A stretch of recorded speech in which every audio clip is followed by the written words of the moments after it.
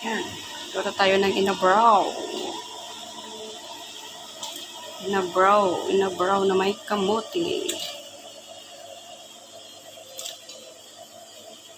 Yan. So, pakuluan muna natin ang kamote. Gusto ko sa kamote yung medyo durog-durog siya. Kaya unahin ko yan. Para yan ang yan. So, hayaan lang natin yan na kumulo. Yan, ito na yung kamote.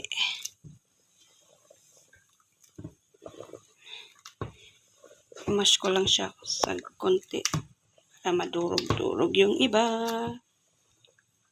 Medyo durog-durog na yung iba. Lagay ko na ang ating luyo, sibuyas.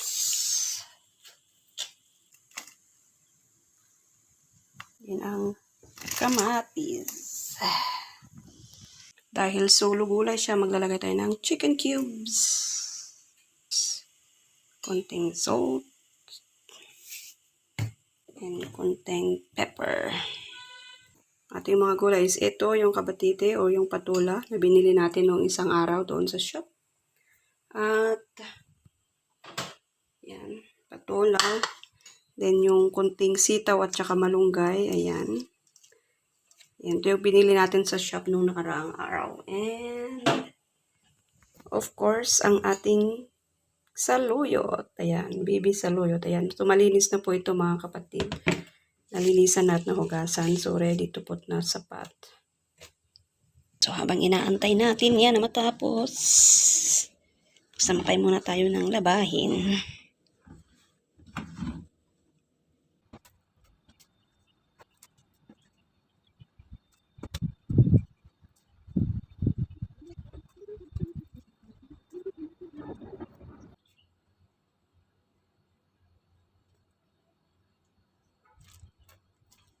Ayan. So, maganda-ganda yung weather niya ngayon today, mga kapatid. So, hindi siya humid.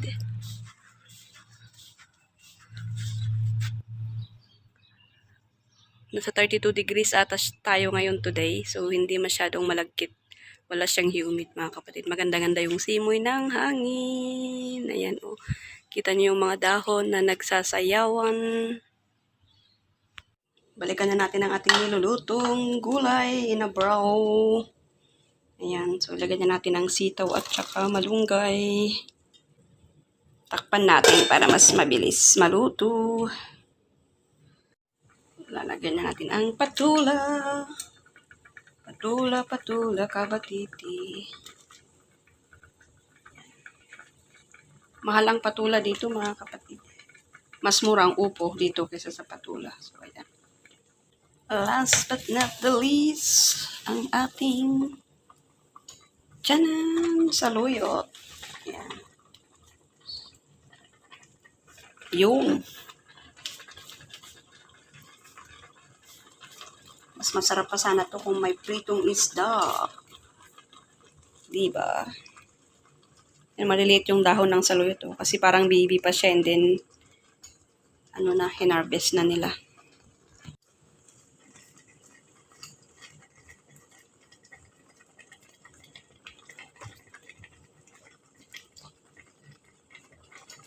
Tubog mo lang yan para malunod sa tubig.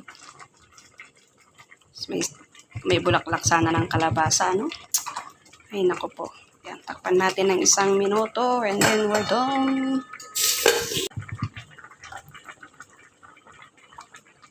Ayan.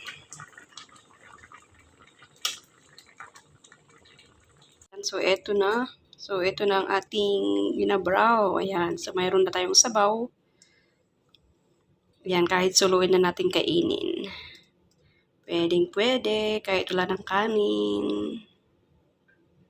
Yan, saluyot, malunggay, kamote, patula, may konting celery. Tsaka yung, tawag nito, yung squid ball o shrimps ball.